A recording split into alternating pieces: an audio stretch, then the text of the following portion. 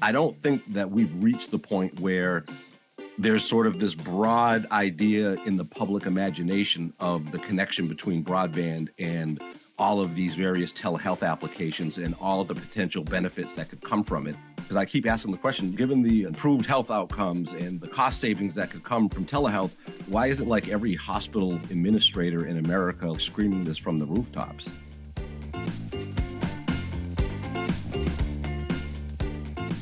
Hello and welcome to Building Local Power, a podcast from the Institute for Local Self-Reliance dedicated to challenging corporate monopolies and expanding the power of people to shape their own future.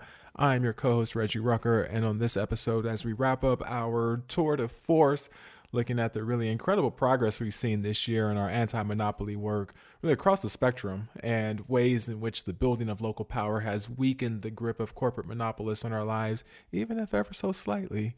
We are delighted to welcome Chris Mitchell, who leads the Community Broadband Networks Initiative, onto the show for the first time since I've been a part of the show. And a familiar voice we're always excited to have back, Sean Gonsalves. But I can't go any further without introducing you to the Batman, to my Robin, the Shuri to my T'Challa, Luke Gannon. What's up, Luke? Thanks, Reggie. You know, I have to add a Black Panther line here. This is actually one of my favorite lines from Shuri in the first movie. It's this very dramatic moment. It goes, "The Black Panther lives, and when he fights for the fate of Wakanda, I will be right beside him." So we are talking about a little bit of a different fight today, the fight for internet affordability and accessibility. Today on the show, Chris and Sean explain how whether you are a Democrat, a Republican, an Independent, a Wakandan, or a Talokan, when it comes to broadband, our goals are broadly similar. We want good service, a reasonable price, and for it to be workable. First and foremost, welcome to the show, Chris and Sean. Glad to be here. Good to be here. All right, so the midterms are now a month out, but I want to start off by having our listeners get an idea of what broadband looked like on the ballot. So, Sean, I want to pass this over to you first. Can you highlight a couple of states where broadband may have been more of a focus? Alabama and New Mexico. So they both have in their constitutions a provision that essentially would prevent them from taking the federal funds for broadband from the rescue plan and the forthcoming money from the infrastructure bill, and then allocating grants to either communities or private internet service providers. There was a ballot question in each of those states actually to alter their state constitution to allow them to do that. And not surprisingly, both Alabama and New Mexico, it was passed overwhelmingly in both cases. So that happened in those two states. And then over in Colorado, there's a preemption law essentially known as SB 152. That prevents municipalities from getting into broadband, building broadband networks, offering service. Although there is an opt-out where communities by way of referendum can opt out. Something on the order of 119 now communities have done that in Colorado. And so there were several communities in Colorado, in Pueblo County, the city of Pueblo, and also the city of Lone Tree opted out. Now, by opting out, it doesn't commit them to building a broadband network. It just puts them in a position to pursue that possibility or to pursue like a public-private partnership, which is what one of the cities is intending to do. So those were some of the things on the ballot for folks that obviously didn't draw as much of attention as, you know, what was happening with the Senate and the House and so forth, but important measures nevertheless, all of which passed by huge margins, which again, isn't very surprising, particularly in Colorado. I think anytime that referendum has come up, you know, something on the order of 80 to 90% of voters say yes to that question. Yeah, and I wanted to jump in on the SB 152. It's also known as the Quest Law because in 2005, the company that was then known as Quest put it through, the telephone company, the big telephone company. And it's just a little bit funny at this point because the company that is now Lumen had been CenturyLink, had been Quest, had been US West. And I think I might have even missed a name in between there somewhere that they also were. But like these companies, they just keep changing their names. But the laws that they passed when they had a lot of political power, they stay. And they keep limiting communities and making them jump through unnecessary hoops and things like that. And I think, you know, that's one of the lessons of the kind of unrestrained corporate power is that they can make these changes. I mean, we still have to deal with hassles in dealing with the railroads that the railroad monopolies got in the 1800s. So some of this stuff never dies. So, Chris, I'd actually love to come right back to you because I hear you talk about Alabama and we talk about Colorado and we talk about New Mexico. And these are all states that are very different politically, yet they're very much aligned when it comes to their approach to ensuring that all the constituents in their state have access to quality, affordable broadband. So, if you could look at states like these that are so different politically, I'm just fascinated by this idea that on Capitol Hill, there's this raging political fight over Gigi Sohn, the FCC nominee, that some just will not consider putting up for a vote. Like, what's happening here? Why is there this big political fight on the Hill when there's not a big political fight around broadband access in most places in the country? Oh, there's a lot of different things that are happening, but one of the key things is that the broadcast companies, the Hollywood industry, and Comcast are funding a big campaign against Gigi Sohn, who is one of the most qualified and will be, I think, one of the best FCC commissioners once she finally gets confirmed. And I say that knowing that this show could well post where she's still in limbo, or she might have been confirmed. We have high hopes. So without knowing exactly where things are going. But Gigi has a history of working in the public interest, and she has a history of being very thoughtful. And I say that because, like, I don't always agree with her, you know. And I fully expect that if she is on the FCC, she will have to cut deals and do things that I will rage about on Twitter. But I believe that she has tremendous integrity and will be very well suited to the position. But there's a number of industries that, even though the lobbyists individually respect her and recognize that she has great personal character and has more knowledge than anyone else on the commission right now, frankly, that, you know, they still are paid to oppose her and to try to stop her from being confirmed. Comcast actually hired a former top advisor to Manchin, Senator Manchin from West Virginia, and specifically basically to try and block her nomination. And they have held it up for more than a year. President Biden will be going into January, his term half finished, without ever having a majority on the Federal Communications Commission because he waited too long to nominate someone. And then we just got hung up in this fight. And Chuck Schumer has been on the order of spineless when it comes to pushing her through. It's one of the issues with the 50-50 Senate. They've had to pick their battles. And the industry is so frustrated with the possibility of Gigi actually being an independent-minded commissioner that they have made it a high price to get her through. Yeah, I want to follow up on that, Chris. So, because the FCC is in this deadlock, how has that really impacted the policy landscape that we have seen in the US? Well, we have several things that are moving forward much more slowly than they should. One is this idea of broadband labels, which I'm not going to spend a lot of time on, but our colleague Emma on the Community Broadband Networks team has just done great work leading our work on this. And the idea being that people should clearly see what they're paying for, what they're advertised for, what they're going to be charged. And they should be reminded of that each month on their bill with the same kind of informative display that you have when you're shopping for an automobile. So that's one thing that is just sort of sitting there. And we may actually get a weakened version of that because we have a 2-2 FCC split between Republicans and Democrats. And Democrats are, you know, I would say broadly good on this in terms of wanting people to be more informed, whereas Republicans generally feel like, let the marketplace work it out. People will figure it out or they won't, whatever. And that's sort of how it's split right now. There's an issue right now with digital discrimination and trying to figure out what is the historic, present, and future of communities that have been historically marginalized, typically Black, brown communities where they haven't had investment. And what can we do about that from a legal perspective? And that is moving forward along a similar track because there's not a lot of interest from the Republican votes to do anything serious on that. So those are two major things right now. And the other one is that we haven't done anything on net neutrality, which is a major issue for a lot of people.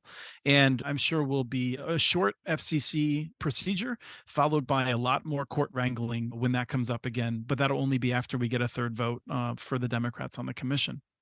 When Chris was talking about the different approaches on the broadband label as it relates to Democrats and the Republicans at the congressional level, you know, it's interesting. Of course, that's their approaches, but, you know, once you get out of Congress and out of DC and sort of that zone, when you get to the state and the local level, it's not as clean of a division as it relates to broadband policy with Democrats and Republicans. I mean, looking at some of the races from the midterms, we've entered into a period where now broadband, sort of being in favor of universal access to broadband is now this bipartisan issue. Now, of course, there's different variations and flavors to that, but there were many candidates who were either reelected or elected where expanding access to broadband was a major part of their campaign. And so oftentimes in states and at the local level, it's a little less ideological.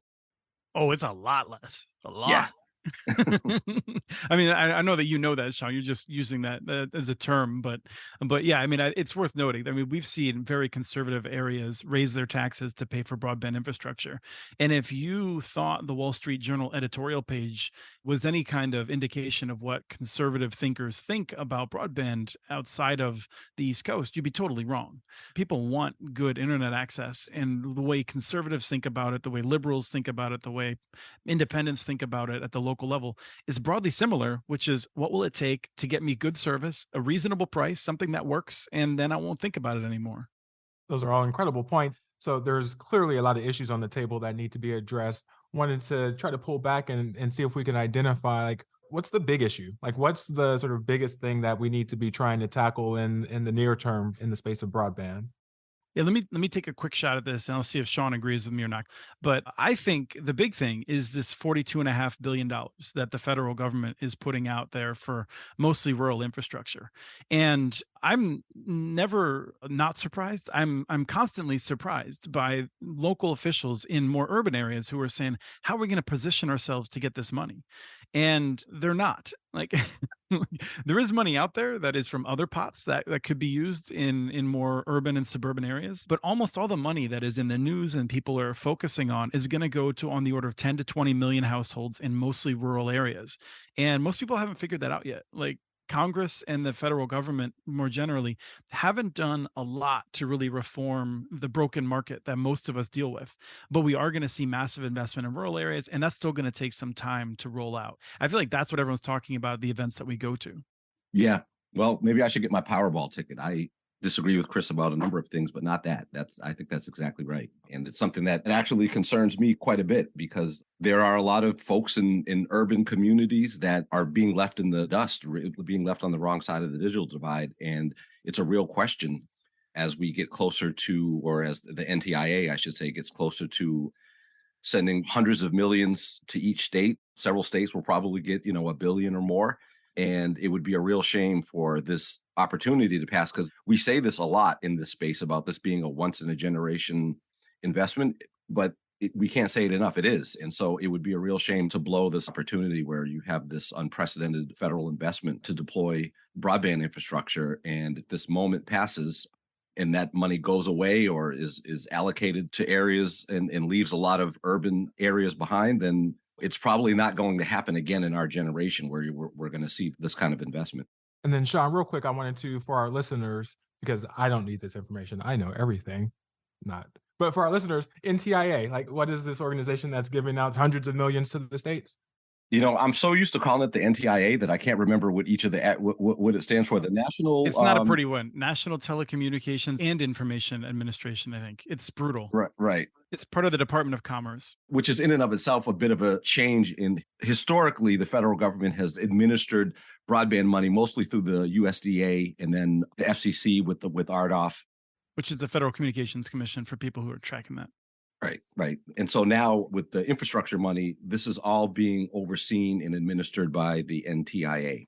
In part because people like Sean and me, Sean wrote a really great brief talking about what a disaster the FCC has been at distributing money historically and how it has ineffectively spent billions upon billions of dollars. And Congress listened. I don't think we expected that, Sean. I mean, I think, we talked about this once or twice, but like, I still think, I remember when you started, you were writing about how Congress was going to give $100 billion to the FCC for a reverse auction. Right. And then like 6 months later, we're like, don't do that. That's a really bad idea. Yeah. It's a good point. I mean, you have to celebrate those kind of victories. We live in an imperfect world, and with all the sausage making that goes on, to eke out certain victories like that are important to take a moment to recognize and celebrate. So on the independent business team, we talk a lot about this large political shift that has happened in the last year in terms of our thinking on big tech and our thinking on the consumer welfare standard and antitrust. And I've been asking this question within the broadband sector. I mean, a lot has gone on this year. I'm curious, has there been a larger political shift in the broadband sector? Like, what has that looked like given that Gigi Son has not been confirmed, but that there has still been all of this federal investment? Chris, I guess I'll throw that to you first. Yeah, there's the plates are shifting, and they're shifting rapidly. And one of the things when I was starting off in the policy space for ILSR, I don't think I appreciated was how one could be tuned in and still not have any idea where things are ending up, like where the real power lies, right? Like, I mean, this is one of the things that you hear in DC is whenever you talk to someone, they'll say, "What are you hearing?" Because everyone recognizes that things are shifting and you don't really know what to expect. I mean, the midterms are a perfect example where even a few hours before the polls closed, we didn't really have a sense of exactly what was happening. So when the pandemic started, the cable and telephone companies had just immense power in the state capitals and in Washington, D.C. They still have significant power. Although I think one of the reasons Gigi has been held up is because it's not just the cable and telephone companies, and it's not even all of them. It's really like Comcast and a few others, but it's the broadcasters and the folks in Hollywood who are deeply worried that because they want to have massive cross ownership of everything, and Gigi believes in local businesses and not having all power centralized. Anyway, the point is just that we don't really know what the new rules are, but we are seeing that local governments feel more emboldened in some cases. And frankly, we are limited only by our lack of local leadership and local activism on this. There is money available. We live in relatively good times for government budgets where if they wanted to prioritize connecting public housing, if they wanted to prioritize neighborhoods that have been left behind, there's federal dollars to do so. Not a lot, but some. And they could use their own money. We've seen this in several places where they are starting to do that. But we need local people to step up and demand it because local elected leaders aren't going to make this a number 1, 2, or 3 issue out of the 10 or 20 that they're focused on without that kind of local issue. So I feel like we have more available to us, but we're not taking full advantage of it yet. And then, Chris, I know, one of the things that you mentioned, and this is common thought probably at this point, is that the pandemic was just this very clear dividing line that helped shift the way that we thought about a lot of policy options, a lot of policy choices. And of course, during the pandemic, one of those was how we approach healthcare and how we're making sure that people get access to the proper, timely healthcare and we don't overburden our systems in a certain way. So I wanted to see if you could talk a little bit about how broadband is important to the healthcare conversation, and whether it's at the local level or the state level, where there's a lot of healthcare dollars being spent by county governments and state governments, and sort of like what the impetus for improving our healthcare delivery, how that sort of intertwines with the way that we're thinking about providing broadband to constituents. Yeah, this continues to be super important. And the policy on how we deal with telehealth moving forward is not clear because there are some cases in which we may see policies that encourage telehealth rolling back a little bit as they were pushed out quickly during the pandemic. And now there's interests that want to preserve the status quo. And so, we want to make sure that we've preserved that ability to do telehealth and to encourage telehealth. But the issue is that in healthcare, we spend so much money, like an unbelievable amount of money, a number that's so large, I haven't bothered to remember it because I think it would take up too much of my memory. I think it's up to something like 9 trillion annually. Yeah, I mean, that sounds right. It's crazy. And so when I talk to people in healthcare, which I do frequently now, one of the things I'll often lead off with is I'll say, you all have heard broadband is expensive. You should laugh whenever you hear people say that.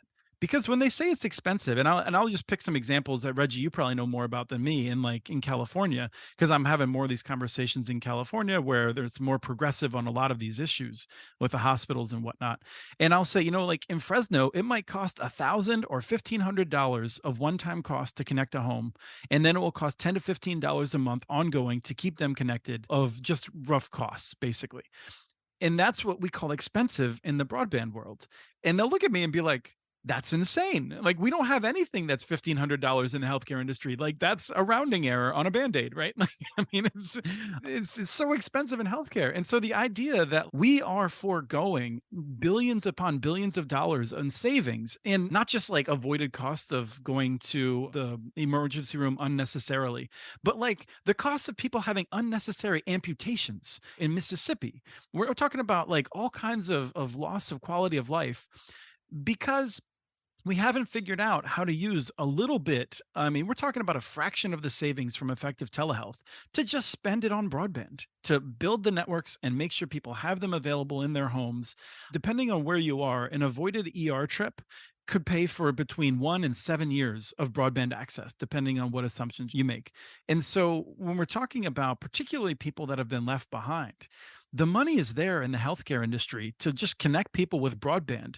And then even if we don't use it super effectively, if we just use it a little bit effectively, we will have more money left over. But this is a classic problem of why we need government and policy, because the hospitals don't just like spend that money, on the broadband and then get it back, right? Someone else has to spend the money, and we have to figure out how to redivide the savings. And that's difficult. And I mean, frankly, we could do similar things in electricity if we were able to use electricity more effectively.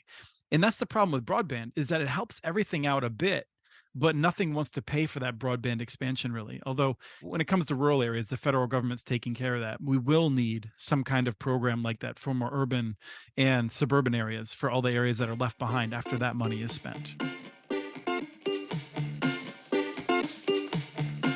Okay, so I hate to interrupt this wonderful conversation, but we need to take a quick break, and we'll be right back. So, here's the thing. As an organization seeking the end of corporate control in local communities, you'll understand why our commercial break sounds a little different. There's no corporation selling you something in an ad, just me thanking you for listening to our show. And if you're enjoying this episode, which if you made it this far, I'm assuming you are, I need to ask you for two things. One, I want you to head over to ilsr.org and check out our annual report for 2022. We've done so much great work this year building local power in broadband and energy, composting, and independent business. And our co-director said this in a conversation, which you can also see on our annual report page. It's that so much of why we're able to do this work is because of the donations from individuals like you. She called them magic dollars because of the way we can be creative and forward-thinking in our approach to this work. And it really sets the stage for what eventually becomes central to our work that foundations will then fund. You all plant the seeds for that. And this leads me to my second ask as we approach the end of the year. Please head over to ilsr.org/donate to make a contribution of any amount, and I mean that. Any amount is deeply, deeply appreciated. To let us know you have our back in this work and to help us keep making progress. And if you're looking for additional ways to support, we love reviews and are looking for more of them, so go ahead and leave them. These reviews make a huge difference in helping us reach a wider audience. Okay, that's our break. Thank you so much for listening. And now, back to the show.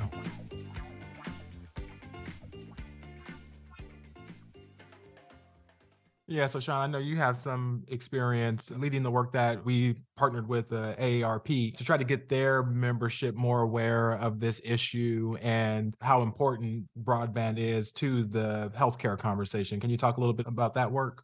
You're right. So earlier this year, we essentially partnered with AARP, which began first with creating a series of fact sheets. We had some help as well from NDIA, National Digital Inclusion Alliance. This is something that Deanne Cuellar on our team, our outreach coordinator, has really been the lead on, in just trying to provide materials that the AARP can share with their vast membership. I mean, the AARP is probably the largest nonprofit advocacy organizations in the entire country. And so it's heartening that they're very much interested in educating and sharing resources with their members. So we created a series of fact sheets that really just sort of explain what broadband is and what are some of the problems that are associated with it. Why is it so expensive? What kind of digital skills and devices that you need, just to sort of essentially to demystify this area, particularly as it relates to some of the technology sometimes that's mentioned and involved can be intimidating, not just to older Americans, but to anyone who doesn't really have a technical background. It can be extremely intimidating. So we put together a series of fact sheets. And then something else that we've been doing and will be continuing to do, is meeting with various state ARP offices and their membership and presenting on, I guess you could say, Broadband 101 and some of the things that folks might think about, with the hopes that folks have the kind of resources that they need to take advantage of connectivity, particularly obviously as it relates to telehealth. And one of the aspects of telehealth too is if we had that kind of robust, ubiquitous access to broadband in every home, it allows for older Americans to age in place or to get that kind of monitoring of chronic health conditions at home. And so there's all of these possibilities. And we were talking a little while ago about the pandemic and how it made it obvious the sort of essential utility nature of high-speed internet access. But that was mostly around going to school, working from home, and things like that. I don't think that we've reached the point where there's sort of this broad idea in the public imagination of the connection between broadband and all of these various telehealth applications and all of the potential benefits that could come from it. I don't think we've kind of got there yet. And in part, it's probably because of what Chris alluded to, is that there are forces out there that would like to see the status quo. So, because I keep asking the question, given the improved health outcomes and the cost savings that could come from telehealth, why isn't like every hospital administrator in America screaming this from the rooftops? And it may have something to do with kind of liking the way things are and not wanting to tip over the apple cart too much. One of the things to recognize is that older Americans are among the least connected, right? I mean, I think when we think about broadband divides, we think about rural areas, and then we think about urban poverty. And when I think about urban poverty, I don't immediately think of retired folks, right? And people who are living on that fixed income, who are struggling to get by, particularly in the age right now. And so, AARP has really been a leader in this, and it's really great to work with them on it. They're really focused on a lot of these people that have been left behind. And we're really fortunate to have Deanne, who came to us after years of working with older Americans on these issues. And so we're trying to make sure that we're, making a dent there. AARP has been a real leader in recognizing people need to have these connections, and that has led them to be really supportive of community networks. And I think it's just worth like this sort of 60-second reminder of what we do at the Community Broadband Networks team. Like, it's kind of weird that we call ourselves Community Broadband Networks when we're like this serious shop dealing with policy on all matters of broadband. But it really was crystallized for me when Connect Humanity, a group that we work with frequently, they put out a report about what we call community networks. They have a different, more complicated name for them. But they said their mission is to connect all of humanity across the globe. And they said the second half of humanity will not be connected the way the first half was connected. There's on the order of 4.5, 5 billion people that have internet access right now. And the rest of the folks are, whether they're in the United States or whether they're in Indonesia or Qatar or whatever, where they're in the lower half of society, they don't have the money to like be fitzing around with a cable connection and things like that, right? We need community-based providers that are going to provide affordable solutions and that are going to be there with training, with devices to help pick up all of the problems around poverty. And I think that's worth just remembering, because it's not the case that we need to crush Comcast to win. Screw Comcast. Comcast can take care of my neighborhood, right? Like, fine, whatever. But like, I would like to have another option, but it's not holding me back that much. But the idea that like we need community networks to get the people that are always going to fall through the cracks of the market system, that is, I think, a very strong vision that we have. I would like to pivot this latter part of the conversation and really look at, like, despite all of the challenges that we face, that there is still hope. We've been talking a lot on these episodes on how success begets success. And so, Sean, I'm going to turn this to you. Despite the many... If you would hope, you are going in the wrong direction, Luke. Oh, God. Furious optimist. Yes. We tease Sean because like he's like always reminding us of the odds that we face, all the ways that things will go off the rails or go wrong. Yes. Maybe I should go to Chris first. No, we should go to Sean. This is great. I want to hear what he says.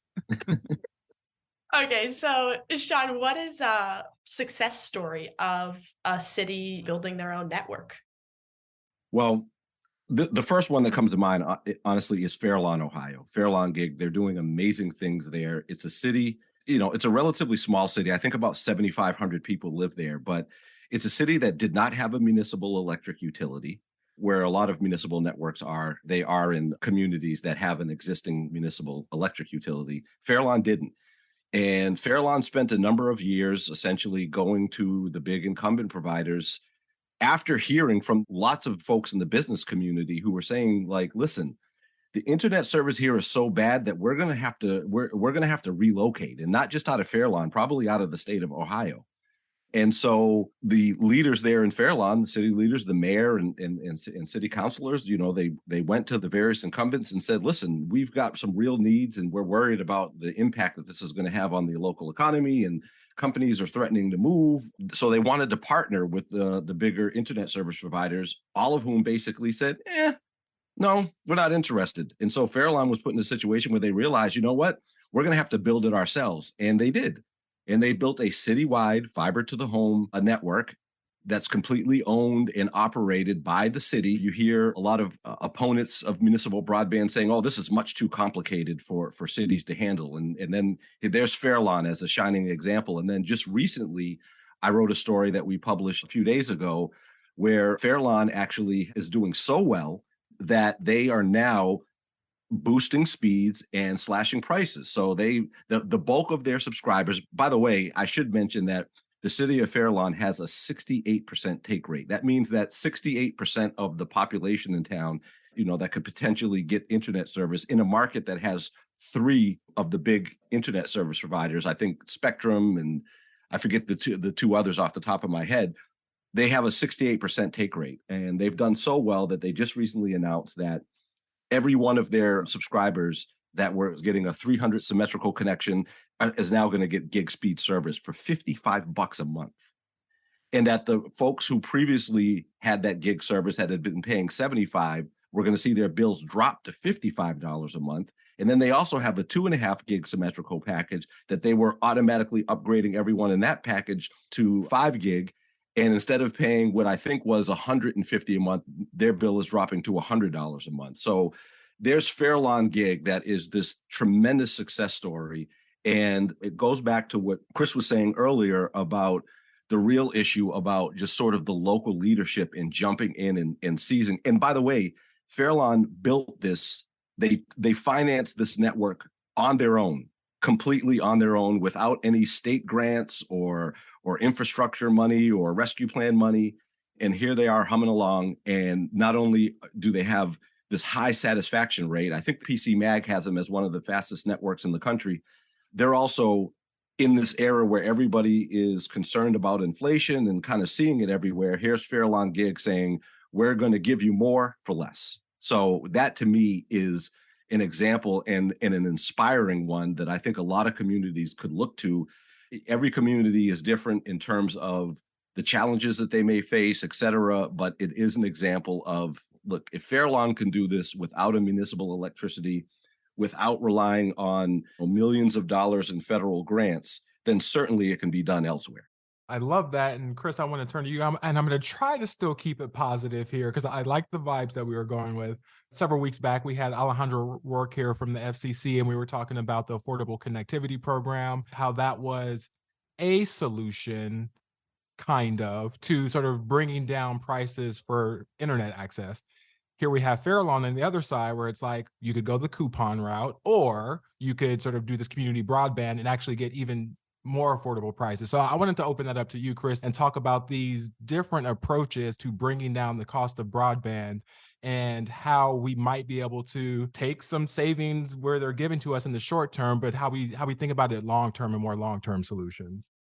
Yeah, and I think this is a major conversation that is going to continue to play out. But the ACP, the Affordable Connectivity Plan, $30 a month it's like on the order of 1 out of 3 families qualify if you're earning within 200% of the poverty line, or you're in a number of other programs that are eligible.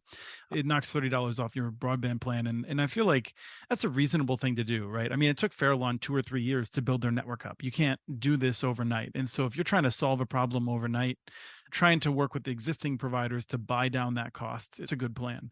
But if you're looking at, like, if you're on the Comcast like Internet Essentials plan or the Charter Spectrum plan that is similar but also is far worse in terms of how they administer it, then you could get that service for free. It's all right, but like it'll last as long as Comcast wants to make it last. It'll have the bureaucratic barriers that Comcast decides to put on it and that sort of a thing. But what we need is, frankly, a working market. And that working market may involve multiple wires in the community. If we're going to have a working market, it probably means at least one of those wires has to let multiple competitors on it. And this is something called open access. This is what Baltimore and Detroit are looking at as they're using their federal dollars and local money in smart ways, which is to say, look, AT&T can build a line and Comcast can build a line and each of them will use it. But what if we built a line and we let anyone use it and created competition that way? That's really sharp. These are the things that we need to do to lower everyone's prices. But at the end of the day, if we get that in places, and we see that in some places like Utopia cities, there's like 20 cities in Utah that have this via a network called Utopia, which really struggled in the early years and has really pulled it back together over the past 10 years. The prices will be more affordable for a family that has a consistent income. But I think we will continue to need some kind of subsidy for the 10 or 20% of families that have the lowest or no income. And that's where we could have a sustainable program, I hope. $30 a month for 1 out of 3 American households is going to be too much of a price tag, I think, for Congress to continually reauthorize and to spend money on. We're talking about on the order of multiple billions of dollars per year. And I think that actually will be a worthy investment in that it makes sure that families are using that money in other ways. Like it's going to benefit our economy more than if we cut that line item from the budget. But we need to just make sure we have programs that are more elegant, that don't require a lot of bureaucratic steps of having to go through a big cable company and every few months calling to be online on hold for 2 hours to try to work through some weird problem that developed.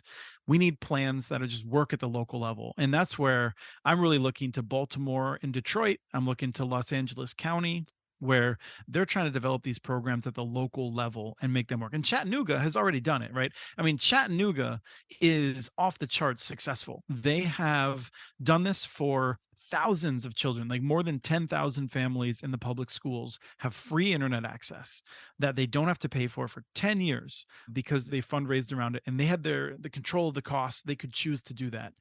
That's where we need to be going. Now, Fairlawn isn't doing that today. Maybe Fairlawn will be doing that in a few years when they have still more revenues coming in. But that's what we have to be pushing toward. And that's kind of the gold standard, I would say, at that point. I want to go back to the Fairlawn example. I'm curious what the breaking point was. Like, was it because the market conditions were so bad? Like, at what point did they decide without federal investment, without any investment, we're going to do this on our own? It's a great question, and Chris might actually know better than I do. It seemed to me that it really was essentially sort of the all of the above, just the level of poor connectivity in town, and city leaders were very perceptive in terms of hearing from complaints from folks. But I think really what was a big push was they were really concerned about the impact that the poor connectivity would have on their prospects for economic development, and that so many folks in the business community were saying, we're going to move because the internet here sucks. And when the business community in a local community comes together and tells city leaders that tends to get folks' attention. And then when you spend 2 years kind of beating your head against the wall and begging the large providers to partner to do something to provide citywide service, and they all kind of shrug their shoulders or tell you no, then the answer becomes pretty clear, which is we need to figure out how to do this on our own. And if I could jump in on that too, like, it's a really good question. Fairlawn had strong leadership among staff and elected leadership that recognized the value of this. But the question is really not how did Fairlawn make this difficult, challenging investment? And the question is, why aren't other cities making easier investments? I mean, I was just in Holland, Michigan, where I was working on a video documentary that we'll be releasing a month or two after this comes out, inshallah. We'll see what happens. But Holland, they're investing in a broadband network that'll be on the order of $24 million. They are a city with a municipal electric utility. And they had previously invested 10 years ago in a combined cycle gas plant because they generate their own electricity. And that was $240 million to build it and finance it. And I'll just say that before John gets upset with us, they are among the most efficient of that gas. They run multiple turbines, and then with the waste heat, they run a third turbine that generates still more energy. And then they take the waste heat from the waste heat, and they actually use that to use this as a snow melt system throughout the downtown area, which generates economic activity and prevents the use of salt, which would then go into Lake Michigan. So it's a pretty cool system, and we're going to talk about it it, some in our video. But like, that's just one example of like a town. We're talking about 10 times more money on the electric side. In Fort Dodge, Iowa, they're building a municipal broadband network, and I think they're looking at like 20 or 30 million, maybe it's $30 million for that. They just put $100 million into a water plant.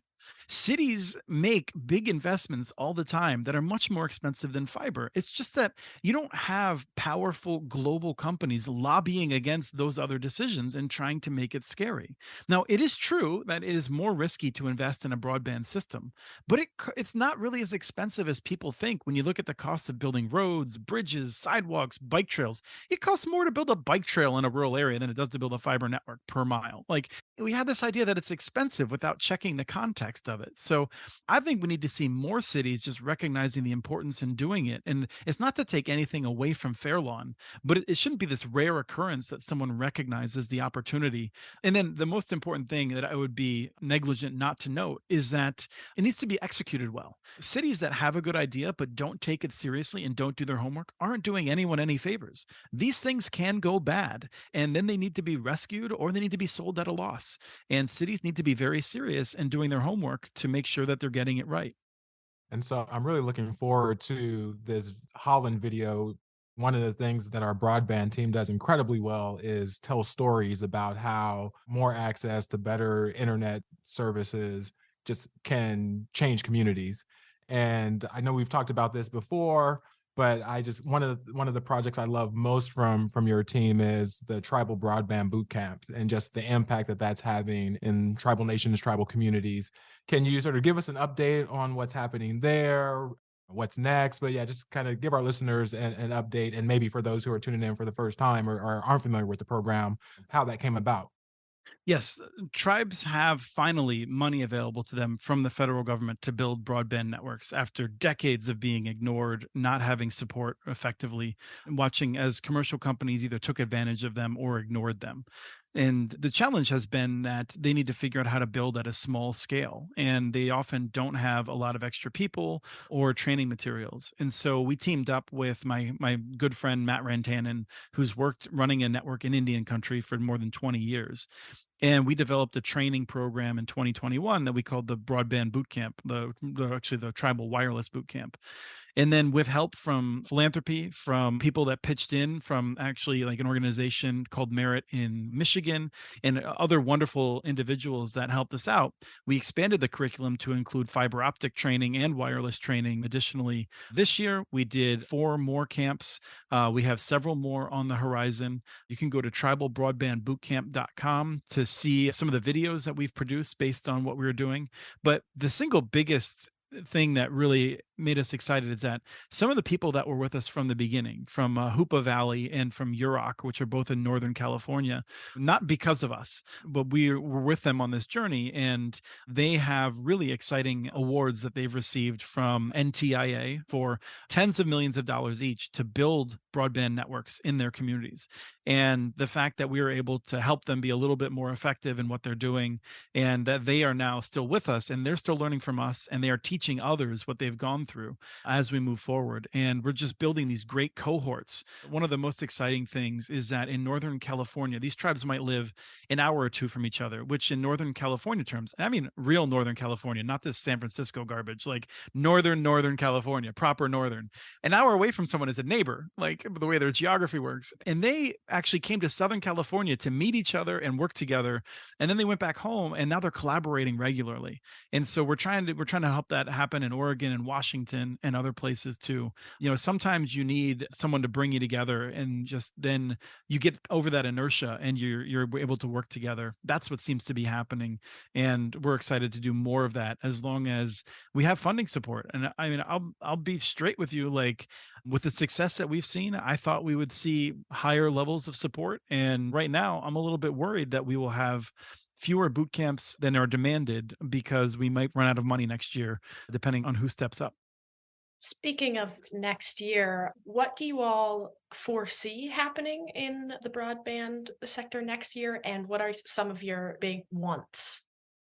Well, I mean, I think next year the focus is really going to be on the rollout of the BEAD program, which is part of the infrastructure bill, and how that money gets allocated, how much each states are getting, and what various state broadband offices do with it in terms of the rules. One thing in particular that we're starting to see, and this shouldn't surprise anyone, is some of the big incumbent providers are really focusing their energies on making it impossible or as difficult as possible for municipal broadband projects to get access to any of that money. We're seeing grant challenges.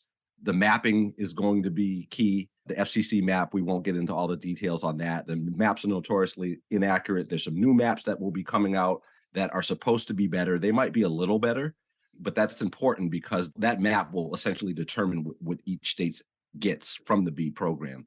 But generally within states, oh, Chris is shaking his head. No, Sean, we don't have any problems anymore. 5G solved everything. I don't know if you noticed that. 5G solved everything in 2022. We have no problems. I just plan on driving around town in automated vehicles having robot surgery over the Verizon 5G network. Right. And then right after that, there'll be 6G and then 7G.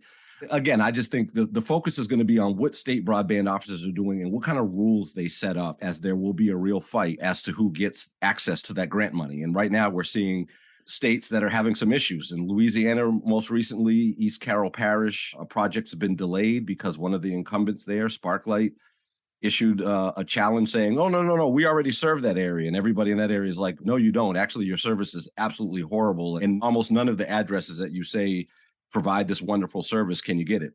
So we're seeing that there's a couple of states, Minnesota and Colorado, that have rules in place that sort of serve as a disincentive for fraudulent claims.